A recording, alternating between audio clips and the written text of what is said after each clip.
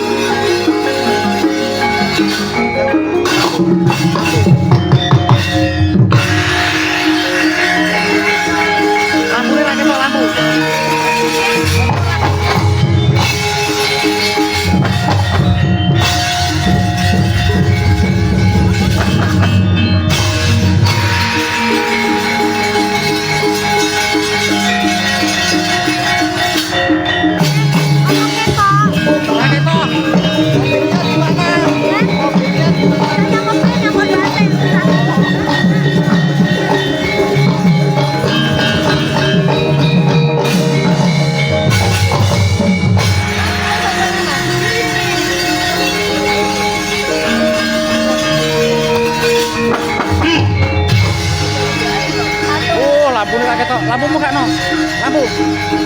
Ini lampu nih. Satu,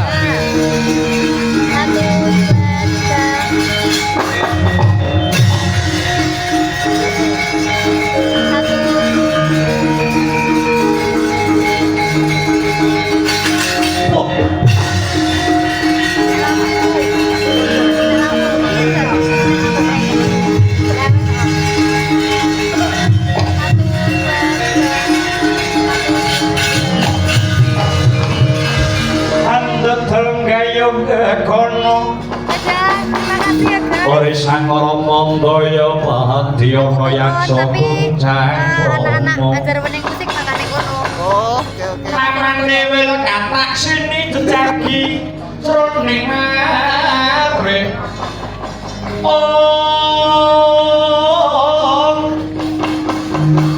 ngadeg holang tanpa Mino jalatri Milo buku sabener hari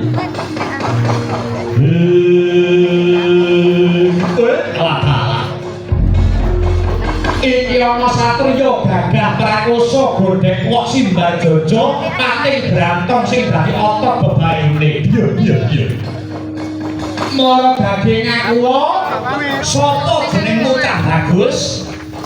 Wah. Anu, Mbak. Apa jenenge? Kowe takon karo aku. Iya, aku takon karo kowe. Jenengku Bratasena. Bratasena pancen bener. Kowe lah, kowe sedulurku dhewe di.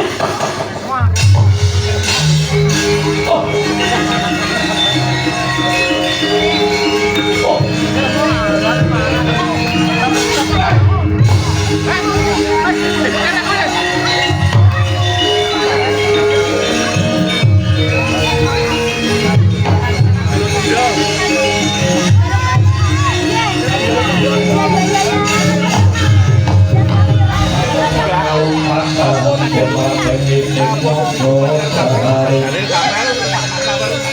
Muak mangandap kaki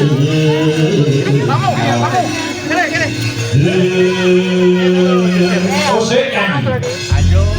karena ngomong kakak kok kita taki kamu kok kowe bakal tak rangkul aku durung tau weruh kowe ngaku dulur ngaku aku selawase urip ora duwe dulur sing kudu diketek anane aku ngucap kowe kuwi dulurku ana dasare Bratasena dasare opo pancen bener kowe kawan aku kuwi dudu tunggal bapa biyung nanging sedulur tunggal bayu utawa sing diangkat minangka dadi putra sesane Bathara Bayu.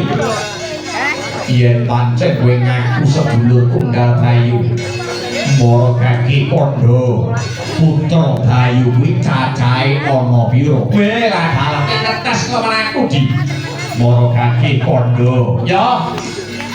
Sedulur tunggal Bayu kuwi cacahe ana 5. Sing sepisan ya kuwi Gunung Maengaka, kuwi wujude aldaka utawa gunung ingkang bisa lumaku utawa lumaksana. Ewa dene sing angka 2 wujude Dityakala Jajakreka. Kuwi wujude buta. Ewa dene angka 3 ya kuwi Lingkang Situbandra. Kuwi wujude gajah. Ndungkat angka 4 ya kuwi Anoman Kethek Putih ya aku iki. Sing pungkasan ya kuwi kowe Yayi Bratasena. Kakang Anoman. Iya Yayi. Wah. Adikku.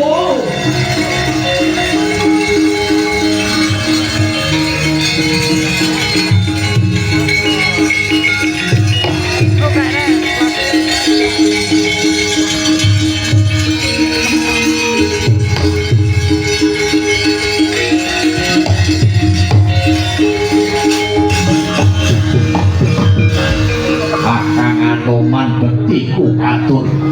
Ya dhewe wis ndak nampa kok sik. Saiki kowe wis tanggap yen tok aku iki kakangmu, mula aku bakal takon. Kowe arep menyang ngendi Yayi Bratasena? Aku bakal itu muju ana alas merentani yo alas Simbar Maruta.